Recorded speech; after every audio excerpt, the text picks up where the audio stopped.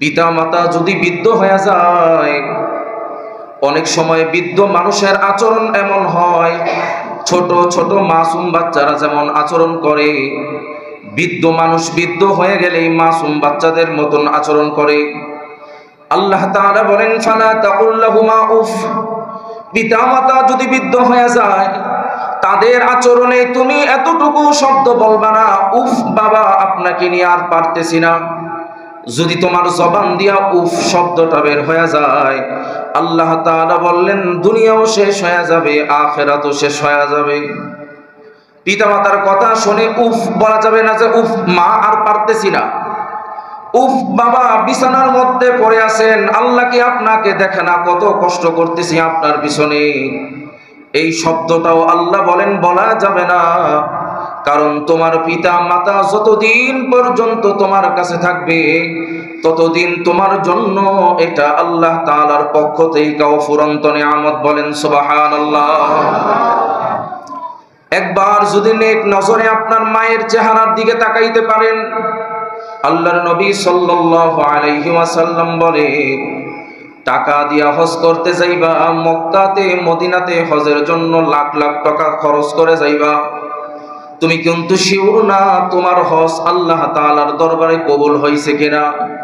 কিন্তু তুমি তোমার মায়ের চেহারার দিকে যদি একবার নেক নজরে তাকাও, আল্লাহ তাআলা তোমার আমলনামার মধ্যে একটা কবুল হজের সওয়াব দান করবে। বলেন সুবহানাল্লাহ।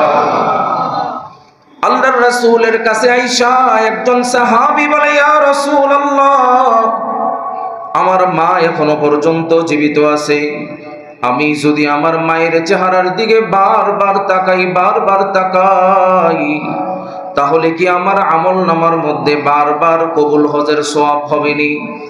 আল্লাহর রাসূল বলেন, সাহাবী রে, তোর মায়ের চেহারার দিকে যদি তুই বারবার তাকাও, আল্লাহ তাআলা তোমার আমলনামার মধ্যে বারবার কবুল হজের সওয়াব দিবে, তাতে কোনো সন্দেহ নাই।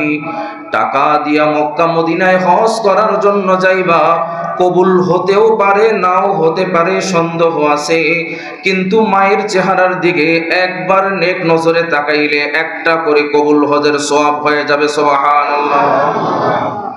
কোনো সন্দেহ নাই, যতবার তাকাইবেন ততবার একটা করে কবুল হজের সওয়াব হবে। যাদের মা নাই তারা বোঝে মা কি জিনিস, ঠিক না বেঠিক?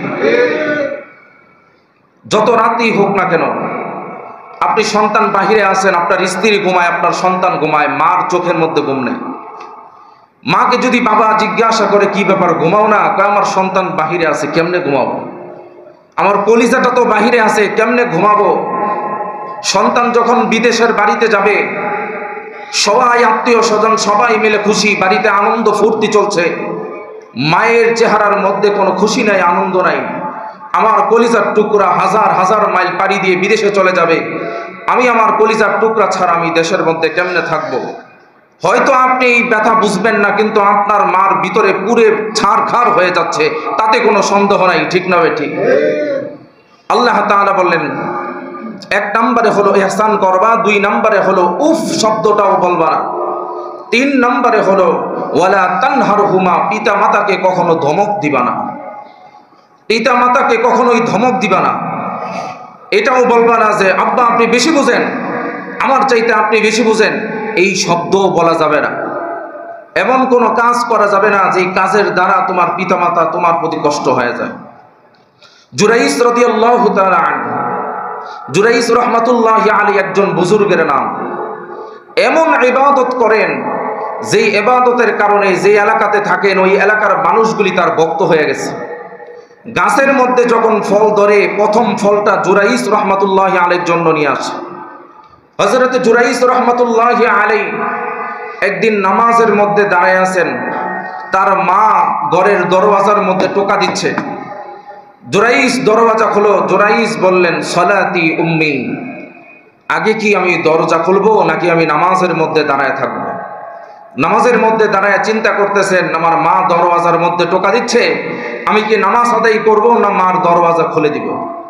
সে বললেন, যেহেতু আল্লাহ তাআলার হুকুমে দাঁড়িয়েছি নামাজে, মার দরওয়াজার টোকা তো এখন খুলতে পারবো না, নামাজটা শেষ করি। তাদের নামাজ আর আমাদের নামাজের মতন এত স্পিরিটে নামাজ নয়।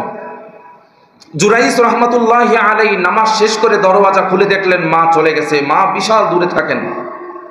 হযরত জুরাইস রহমতুল্লাহ আলাই পরের দিন আবার নামাজে দাঁড়াইছেন, তো মা দরওয়াজার মধ্যে আইসা বলে, বাবা জুরাইস দরওয়াজাটা খোলো, তোমাকে দেখার জন্য এসেছি। জুরাইস রহমতুল্লাহ আলাই নামাজের মধ্যে দাঁড়ায় আছেন, দরওয়াজা খুলতে পারেন নাই, দাঁড়ায় চিন্তা করেন সলাতি উম্মি, আমার নামাজ আগে না আমার মায়ের ডাক আগে। জুরাইস রহমতুল্লাহ আলাইর মা চলে গেলেন, দরওয়াজা খুলে দেখে মা চলে গেছে। তৃতীয় দিন যখন জুরাইস রহমতুল্লাহ আলাই আবার নামাজে দাঁড়াইলেন, তো মা একই সময় আইসা দরওয়াজার মধ্যে টোকা দিয়া বলে, বাবা জুরাইস দরওয়াজাটা খোলো, তোমাকে দেখার জন্য এসেছি। জুরাইস রহমতুল্লাহ আলাই নামাজের মধ্যে দাঁড়ায় আছেন, দরওয়াজা খুলতে পারেনি। মা বিরক্ত হয়ে বলতেছেন, জুরাইস আমি তোকে বদদুয়া দিয়া গেলাম, তুই তোর মার চেহারা দেখতে পারবি না, বেশ্যার চেহারা দেখতে হবে। জুরাইস রহমতুল্লাহ আলাইহির মা যখন দোয়া করলেন, পিতা মাতার দোয়া কখনোই আল্লাহ তাআলার আরশে আজিমে পৌঁছতে মাঝখানে পর্দা থাকে না। জুরাইস রহমতুল্লাহ আলাইহির মা চলে গেলেন। জুরাইস রহমতুল্লাহ আলাই পেরেশান হয়ে গেছেন, মায়ের জবান দিয়ে বদদুয়া বের হয়ে গেছে। সাথে সাথে ওই এলাকার মধ্যে একজন বেশ্যার ঘরে একটা সন্তান হয়েছে।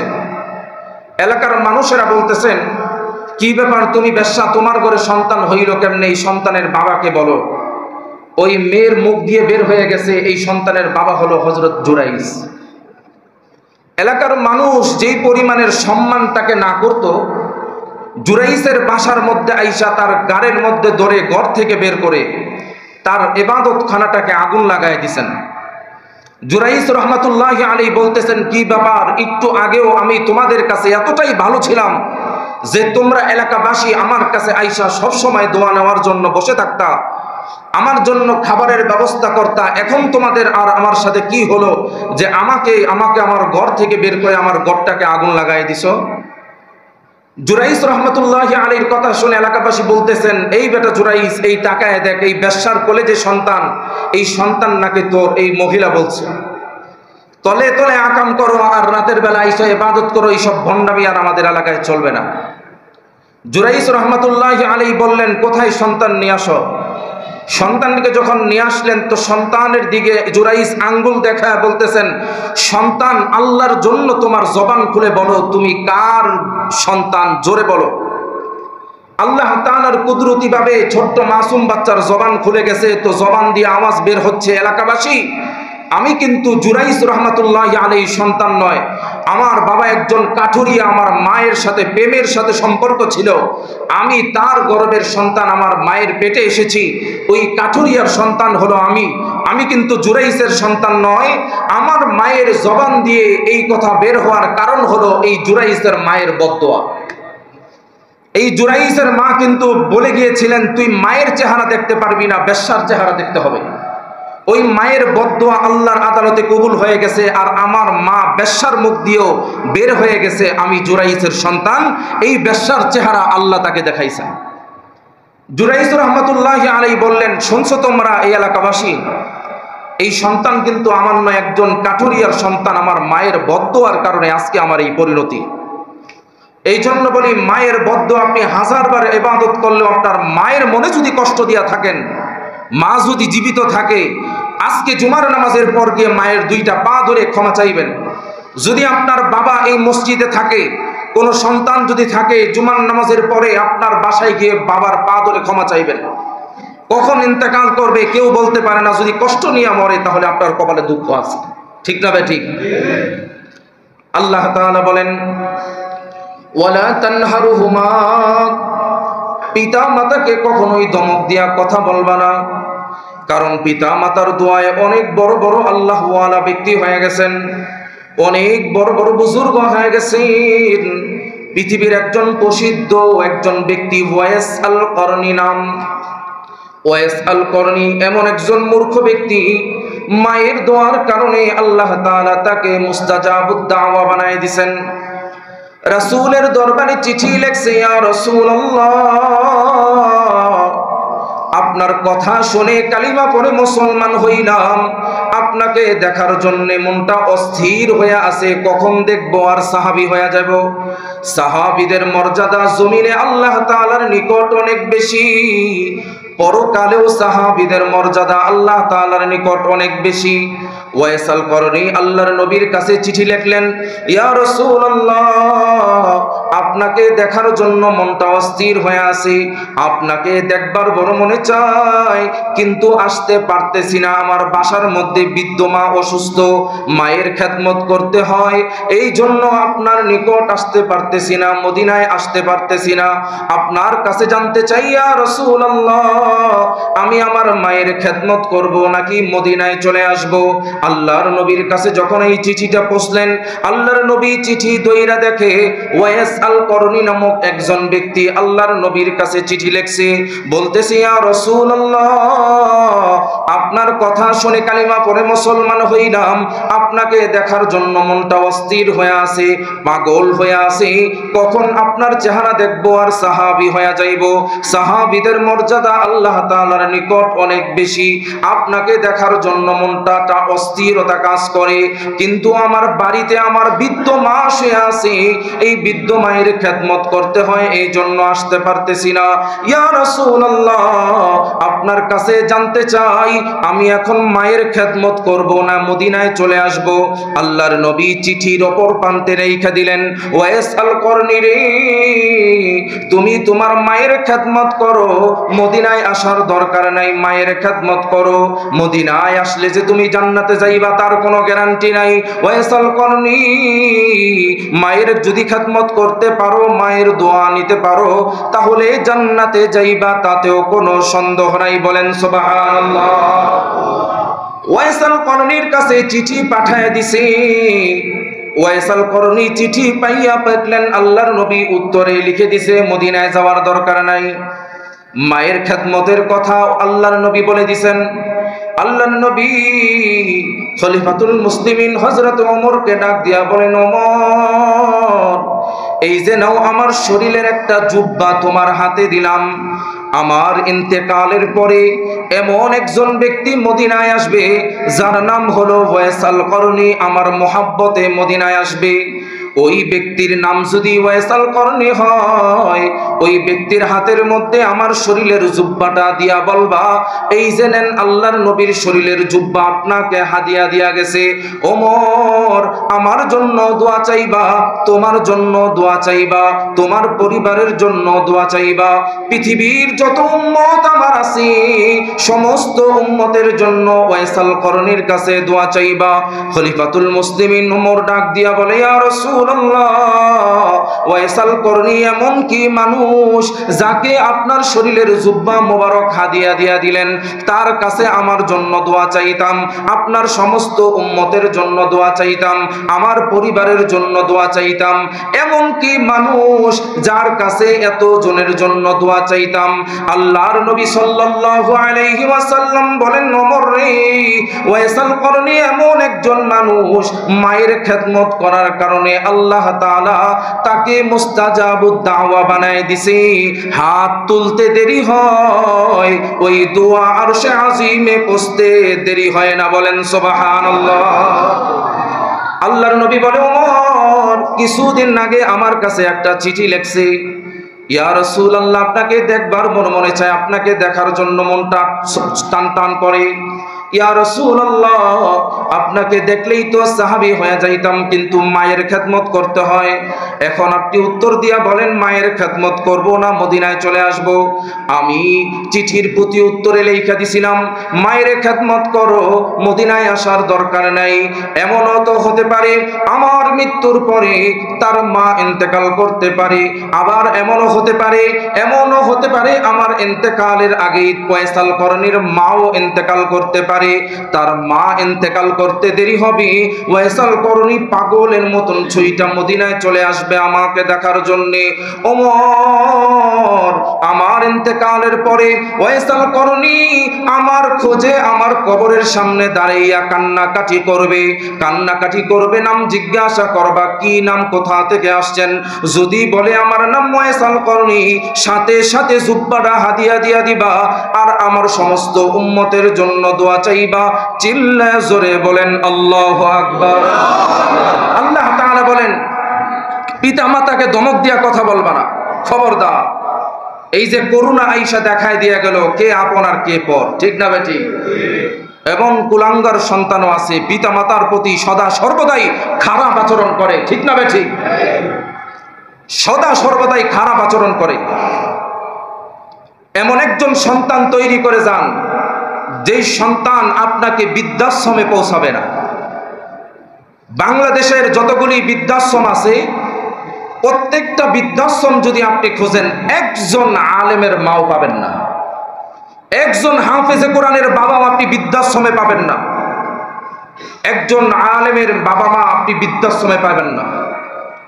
আলেম যদি বানাইতে পারেন কখনই আপনাকে বৃদ্ধাশ্রমে যেতে হবে না। সন্তান আলেম বানান নেই তো কি হয়েছে, আপনার নাতিপুতিদেরকে মাদ্রাসায় দেন। আপনার সন্তান যখন আপনাকে বৃদ্ধাশ্রমে নেওয়ার জন্য সিদ্ধান্ত নেবে, আপনার নাতিপুতি আপনাকে ঘরে রাখার জন্য পিতামাতার সাথে যুদ্ধ করবে, ঠিক না বেটি? সম্মানিত মুসল্লিয়ানে কেরাম, আল্লাহ তাআলা বলেন ওয়াকুল্লাহুমা কওলান কারীমা, তাদের সাথে সব সময় নরম সুরে কথা বলবে। পারলে মায়ের চোখের দিকে চোখ চেয়ে কথা বলবে না, মাথা নিচের দিকে দিয়ে তারপর কথা বলবা। এত সুন্দরভাবে কথা বলবা তোমার গলার কণ্ঠস্বর যেন উঁচু না হয়। পিতামাতা যতই অপরাধ করুক পিতামাতার সাথে কখনোই তুমি উচ্চ কণ্ঠে আওয়াজ দিয়ে কথা বলবা না। মনে রাখবা যদি তোমার পিতামাতা ইহুদিও হয়, তুমি একজন মুসলমান, তোমার পিতামাতা ইহুদি, তারপরেও তুমি তোমার পিতামাতার সাথে বেয়াদবি করতে পারবে না। তোমার পিতামাতা যদি তোমার দায়িত্ব সে ঠিকঠাক মতো আদায় না করে, এজন্য তোমার বাবা মা আল্লাহর আদালতে জবাবদিহিতা করতে হবে। তোমাকে এই নিয়ে টেনশন করতে হবে না, কিন্তু তোমার জায়গা আগে তুমি ক্লিয়ার করো। আল্লাহ তাআলা বলেন ওয়াকুল্লাহুমা কওলান কারীমা, তাদের সাথে সবসময় নরম সুরে কথা বলবা, গলার আওয়াজ উঁচু করে কথা বলবা না। মুসা পয়গম্বর আলাইহিস সালাতু ওয়াস সালামের জামানায় আল্লাহ তাআলা মুসা নবীকে বললেন, মুসা তোমার জান্নাতে প্রত্যেকটা মানুষের একটা করে বন্ধু থাকবে, প্রত্যেকটা মানুষের জান্নাতে একটা করে বন্ধু থাকবে। তোমার বন্ধুকে জানো? মুসা নবী বললেন, আল্লাহ আমার বন্ধু কে হবে? আমি যেহেতু একজন নবী, আমার বন্ধু তো ওই তপকারী লোক হবে, ঠিক না বেঠি? আল্লাহ তাআলা বললেন, মুসা রে তোমার বন্ধু হবে দুনিয়ার মধ্যে দুনিয়ার একজন কসাই, জান্নাতের বন্ধু হবে। মুসা পয়গম্বর বললেন, আল্লাহ আমি একজন দুনিয়ার পয়গম্বর জলিলুল কদর নবী, আমার বন্ধু হবে দুনিয়ার একজন কসাই, এটা কিভাবে সম্ভব? কিভাবে সম্ভব? যদি আমাকে বিস্তারিত খুলে বলতেন আর কসাই ঠিকানাটা দিতেন, আমি গিয়ে একটু দেখতাম ওই কসাইটা এমন কি আমল করে যে আমলের কারণে আল্লাহ আপনি তারে আমার বন্ধু বানায় দিছেন, জান্নাতের সাথী বানায় দিছেন। আল্লাহ তাআলা বললেন, মুসা পয়গম্বর ওই যে অমুক এলাকার বাজারের মধ্যে গিয়া দেখবা একজন কসাই গোশত কাটতেছে, ওই হলো তার ঠিকানা। মুসা পয়গম্বর চলে গেলেন। মুসা পয়গম্বর গিয়া দেখলেন একজন কসাই বাজারের মধ্যে গোশত কাটতেছে।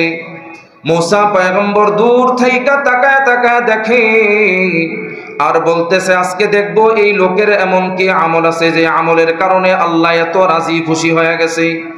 মুসা নবী দেখলেন সারাদিন গোশত কাটলেন, এমন কোনো আমল নাই, এমন কোনো আমল নাই যে আমলের কারণে আল্লাহ তারে জান্নাতের বন্ধু বানাইছে।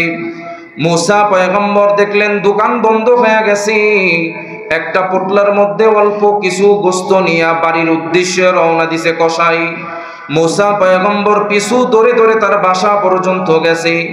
বাসা পর্যন্ত গিয়া দূরে দাঁড়ায় রইছে আর খেয়াল করে দেখতেছেন যে কি কাজ করে কসাই, আজকে আমি দেখেই ছাড়বো কি আমলের কারণে আল্লাহ তাআলা মুসা নবীর বন্ধু বানাইলেন। মুসা নবী বলে, আমি দাঁড়ায় দেখলাম ওই কসাইটা গোস্তের পোটলাটা বাড়ির উঠানের মধ্যে রাইখা বৃদ্ধ মা বাড়িতে শুয়ে আছে, মারে কোলে করে বাহির করছে। সুন্দর করে মারে গোসল করাইছি, উঠানের মধ্যে বসাইয়া মায়ের চুলের মধ্যে তেল দিয়া দিছে, চুলটাকে আশ্রয় দিচ্ছে। মাকে সুন্দর করে শোয়াইয়া ওই গোস্তের পোটলাটা নিয়া নিজেই রান্না করছে, প্লেটের মধ্যে নিয়ে আইসা ওই কষাইটা মায়ের মুখের মধ্যে গোস্তের লোকমা তুলে দিচ্ছে। ওই বৃদ্ধ মা মালিকের দরবারে দুইটা হাত তুলে দোয়া করে, মালিক, আমার সন্তান সারাদিন ব্যবসা বাণিজ্য করে সন্ধ্যাবেলা বাড়িতে আইসা আমাকে এত সুন্দর করে পরিষ্কার করছে, খেদমত করছে, আমার জন্য রান্না করছে। মুসা নবী বলে, আমি তাকায়া দেখলাম ওই বৃদ্ধ মা মালিকের দরবারে দোয়া করে, আমার এই সন্তানকে জমানার নবী মুসার সাথে জান্নাতে দিয়া দিও। বলেন সুবহানাল্লাহ। মুসা নবী বলে, আমার আর বুঝার বাকি নাই, এই যে মায়ের দোয়া আল্লাহর আরশে আজিমের মধ্যে গিয়া লাইগা গেছে। আল্লাহ তাআলা এই মায়ের দোয়া কবুল কইরা এই কসাইকেই আমার জান্নাতের বন্ধু বানায় দিছে। বলেন সুবহানাল্লাহ। এজন্য মায়ের খেদমত করেন। করোনার মধ্যে এমন একটা সময় এসেছে, মার লাশ রাস্তার মধ্যে ফালায় রাইখা সন্তান পালায় চলে গেছে, ঠিক না বেটি? যাদের মা নাই তারা আফসোস করবে, হায়রে দুনিয়াতে কি হারাইলাম, কি হারাইলাম। ইচ্ছা করলেও মাকে আর দেখার সুযোগ হবে না। অনেক সময় মায়ের কথা মনে হলে বুকটা চিরে চূর্ণ বিচূর্ণ হয়ে যায়, তারপরেও আপনি আপনার মাকে পাইবেন না। এই জন্য বলি, কবরস্থানের মধ্যে গিয়া মায়ের কবরের সামনে দাঁড়াইয়া অন্তত সূরা ফাতিহা, সূরা ইখলাস 3 বার পরে মায়ের জন্য একটু দোয়া করেন। আপনি যদি আপনার পিতামাতার কবরে গিয়া দোয়া করেন, আপনি মরলে আপনার সন্তানও আপনার জন্য দোয়া করবে। নালে আগামী ভবিষ্যৎ এমন আসতেছে, এমন পরিস্থিতি হবে, সন্তানেরা কখনোই কবরস্থানের ধারের কাছেও যাবে না। এমন একটা পরিস্থিতি হবে, আগামী আরো 20 থেকে 30 বছর পর এমন একটা পরিস্থিতি হবে, কবরস্থান কোন জায়গায় সমাজের মানুষ এটা জানবেই না। এখনই তো একটা এলাকার মধ্য দিয়ে যদি যান, চারপাশে বিল্ডিং, মাঝখানে কবরস্থান, বুঝার মতন কোনো পরিস্থিতি নাই এই যে কবরস্থান এখানে, ঠিক না বেটি? একমাত্র গ্রাম দেশে গেলে বোঝা যায় যে এরা কবরস্থান। আজ থেকে 20-30 বছর পর এমন একটা পরিস্থিতি হবে, কবরস্থান কোন জায়গায় যাবে তো দূরের কথা, কবরস্থানই চিনবে না। বিল্ডিং উঠে দেওয়াল দিয়ে পুরোটা বেষ্টনী করে ফেলবে। এমন একটা পরিস্থিতি হবে যে পিতামাতার কবরে গিয়া দোয়া করবে তো দূরের কথা, কবরস্থানের চৌকাঠও পেরোবে না। এজন্য বলি, পিতামাতার জন্য দোয়া করেন। আর যাদের পিতামাতা এখনো পর্যন্ত জীবিত আছে, আজকে জুমার নামাজের পরে গিয়ে আপনার মায়ের পা দুইটা ধইরা আপনার মায়ের পায়ে একটা চুমা দিয়া আপনার মার কাছে ক্ষমা চাইেন, অবশ্যই আপনার মা আপনাকে ক্ষমা করে দিবে। কারণ মা যতই রাগ করুক, মায়ের কাছে গিয়ে যদি হাত দুইটা বলতে পারেন, মা আমি না অনেক ভুল করে ফেলেছি, ভুল না করলেও তুমি আমাকে মাফ করে দিও, আমার জন্য দোয়া কইরো, দেখবেন আপনার মা একটা হাসি দিয়া আপনার দিকে তাকাবে আর আপনার জন্য দোয়া করবে। আপনার জন্য দোয়া করবে। যাদের মা নাই তারা বুঝে যে কি জিনিস হারাইছে। এখনো সময় আছে, যাদের মা আছে, যাদের বাবা আছে, বাবার পা দুইটা ধইরা তারপর ক্ষমা চাইবেন। আজকে যারা যুবকরা আছো এই মসজিদের মধ্যে, জুমার নামাজের পর তোমার বাবার পা দুইটা ধইরা তারপর ক্ষমা চাইবা। বাবা যদি মরে যায়, সুযোগ হলেও আর ক্ষমা চাওয়ার সুযোগ তোমার হবে না। কারণ তোমার বাবার কবরে গিয়া তো তুমি আর পা ধরে ক্ষমা চাইতে পারবা না। ক্ষমা যদি চাইতেই হয় আজকেই চেয়ে নিও, কারণ মালাকুল মাউত কার কখন চলে আসে কেউ বলতে পারে না। আল্লাহ তাআলা বলেন, পিতামাতার সাথে নম্র সুরে আচরণ করবা, কথা বলবা। 5 নম্বরে হলো আল্লাহ তাআলা বলেন, ওয়াকফিদ লাহুমা জানাহাজ্জুল্লি মিনার রাহমা, পিতামাতার জন্য নিজ নিজ পাখা মাথাটাকে নত করে দিবা। সর্বশেষে আল্লাহ তাআলা বলেন, ওয়াকুর রব্বিরহামহুমা কামা রব্বায়ানি সগীরা, সবসময় তাদের জন্য দোয়া করা, আল্লাহ আমার পিতামাতা আমাকে যেমন লালন পালন করেছে, আপনিও আমার পিতামাতাকে কবরের মধ্যে ঠিক ওইভাবেই লালন পালন করেন। বলেন সুবহানাল্লাহ। আল্লাহর নবী সাল্লাল্লাহু আলাইহি ওয়াসাল্লামের নিকট একজন লোক আইসা বলে, ইয়া রাসূলুল্লাহ, ফাকালা মান আহাক্কুন নাসি বিহুসনি সুহবাতি, আমার পিতামাতার মধ্যে সবচাইতে হকদার কে আমার কাছে? আল্লাহর নবী বললেন, ক্বালা উম্মুকা ক্বালা সুম্মা মান, তোমার মা। দ্বিতীয়বার আবার বললেন, বলে তোমার মা। তৃতীয়বার আবার বললেন, বলে তোমার মা। চতুর্থবার যখন প্রশ্ন করলেন, আল্লাহর নবী বললেন ক্বালা আবুকা, তোমার পিতা। 3 নাম্বার পর তোমার পিতা হলো তোমার কাছে তোমার বেশি হকদার।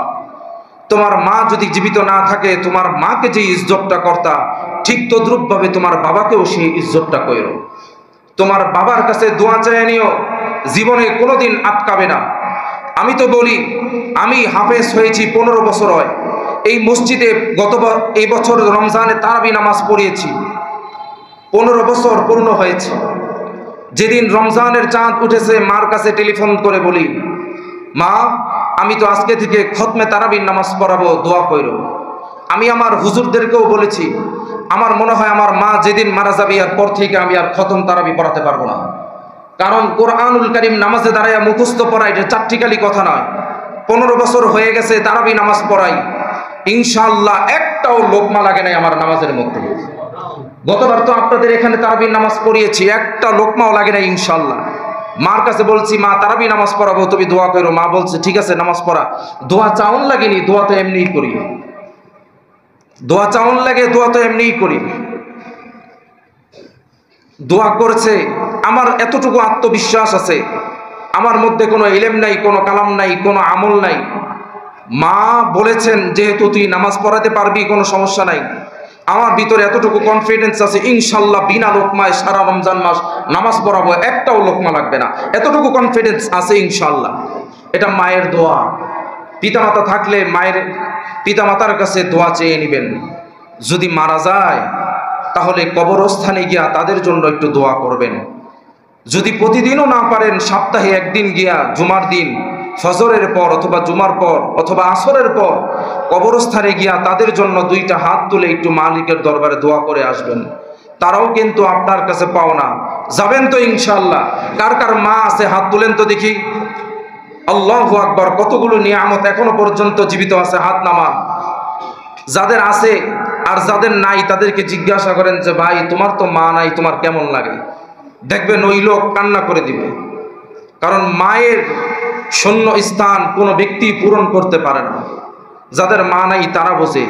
আমরা দোয়া করি যাদের পিতা মাতা কবরবাসী হয়ে গেছে, আল্লাহ তাআলা তাদেরকে জান্নাতুল ফেরদাউস দান করুক, সবাই বলেন আমিন।